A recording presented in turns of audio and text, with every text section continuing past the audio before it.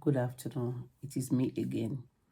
And I want to talk about something that some of you have reached out to me via the email that was provided on the platform about being recently relocating to diaspora and how you will navigate yourself within the system. And I know quite a lot of YouTubers have a lot of things to say, people sharing their experience and everything. However, the little nugget I will just offer is when you first come to diaspora, it is not for the faint-hearted. As in, it's like you're starting all over again, which is exactly what happened to us when we relocated. Myself and my husband used to work in financial services in Nigeria. So we came to UK, we were doing our masters, and then working part-time as well. And of course, we were paying international fees. It was not easy at all. I remember then when I was doing my master's, I used to work in Marks and Spencer every Christmas, like a Christmas job to feed the chefs. And I was working at Wilkinson, which is like a mini supermarket store, again, feeding the chefs. And I used to work in TK Maxx. Most of us on this platform are familiar with TK Maxx. They call it TJ Maxx in US, right? And I was at the clothing section. So again, putting on the clothes, onto the shelves. And I was doing these 3 jobs, as part-time during my MBA. I totally get it. It can be demoralizing. But again, you find yourself in a new environment. You just have to make use of the opportunity that comes your way. So those were the jobs I was doing when I was doing my master's. But I knew that it was just a journey, that I wasn't going to finish there. That I was just passing through those places. And you know what? They were groups that actually were laying the golden eggs for me, to maintain myself, to keep my soul and, body together in terms of, experiences and all that. There was even a time myself and my husband, both of us were working at TJ Maxx, which is TK Maxx in UK. So anyway, fast forward, after the MBA, I knew that I will always want to work in the financial services sector, which is the sector I used to work back in Nigeria. I did my research. I found out the places that the banks, that is the investment banks, were based, which largely in UK is actually Canary Wharf and the city. So I walked around the place and I knew that this is where I belong, this is where I'm coming. So relentlessly, I just kept on, applying interview after interview. To be honest, I must have done almost close to 18 to 20 interviews. But there's a book called Go for No. And what that book says is that as you receive the no, you keep going because you determine, you have that resolution that is what you want to do. That is where you belong. You get what I mean? With determination, with a lot of resilience, you just keep going until eventually I got my offer. And I actually started in Canary Wharf, which was where the office, that is the bank that I actually started with. So I actually stayed in that organization for almost 10 years because my kids were young.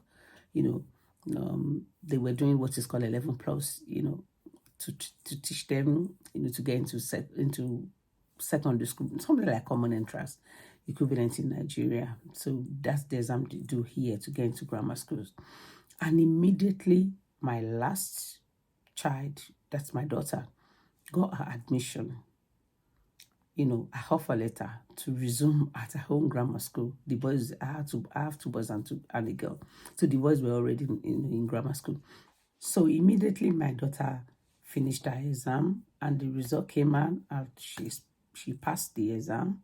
That is, it's been clear that she was going to go into grammar school. Immediately after my probation, there were a series of courses that I started doing.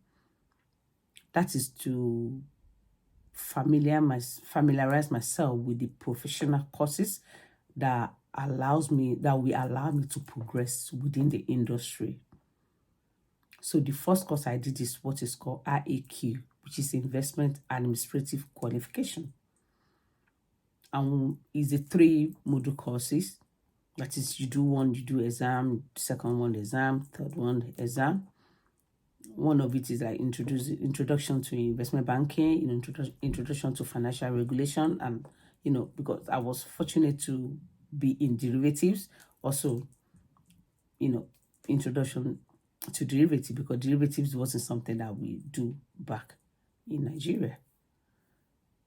After that, I then engage myself in personal development, because the organization has budget, for training and all these courses. There's a Harvard review courses that we were allowed to take, and this stems from strategy, assertiveness, networking, team building, leadership, all sorts. I make sure I engage myself in all these courses, as in do all these courses, to take full advantage of what the organization has to offer. I also did what is called Business Analyst Diploma and Project Management Prince 2. The Business Analyst Diploma is actually a 4 stages exam as well. You do one, you pass before you go into the next one and all that. What I'm trying to say is that, you keep learning. Is a lifelong thing, so that you're not just, staying on a spot. You have to just keep learning, keep building yourself, you just must know. What I mean by that is keep learning, be curious, be inquisitive, and not just learning something. Not even sometimes, most of it doesn't come easy, especially with the age. But you know what? I just kept at it, because the more I do it, the better for me. Following year, I got another offer letter in another asset management firm.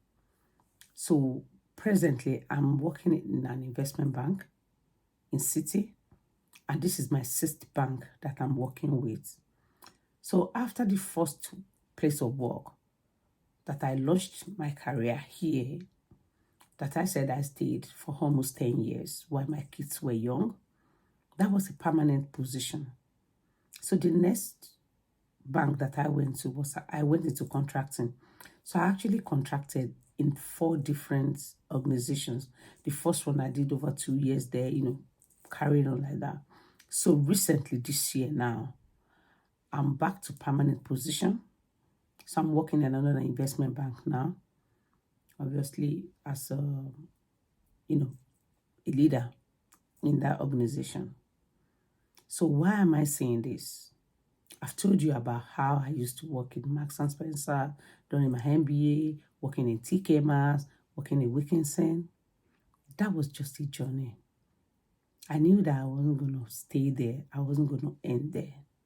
So when you Japa, as in you've come to this abroad, it's okay to start with what is available. But the key thing is, that you are on a journey. You need to have a lot of determination. As I said, it's not for the faint-hearted. With a lot of resilience, with a lot of push and can do, with a lot of focus, a belief that things are possible for you, that if others have done it, that you can do it as well. And you know what? You have God advantage. As you make all those efforts, He will then superimpose with His supernatural ability and favor you, release help for you, and you will get to where you want to get to. But what I will also advise you, do not settle for mediocrity. Do not settle for average. Another key thing in this Obodo abroad is where you actually land, as in whoever you stay with, your association, the influence, the people that you surround yourself with when you first arrive. determines a lot on how, you get on within the system. Because you need to remember, people can only give you, as an advise you, the information that they have. If somebody does not have something, the person can't give it to you. Basically, what I'm trying to say is that you cannot give what you do not have. This country, you need a lot of information, valuable information that relates to the kind of career that you want to do. Because not to be informed is to be deformed. And remember, you can only take advantage of what you know.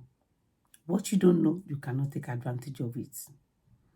But I can assure you, by the grace and mercy of God, since you have come to the land, you will eat the fruit of the land. Just believe that the land will be delivered for you, that you'll be established in this land, whether in UK, whether it's in US, whether it's Canada, any of those countries that you have Japa into with your family. As I said, it might not be easy, but at this initial stage, but it is not impossible. And I want to wish you all the best, that you'll be succeeding in the land, ways will be open for you, and it will be well with you. Thank you. Bye-bye.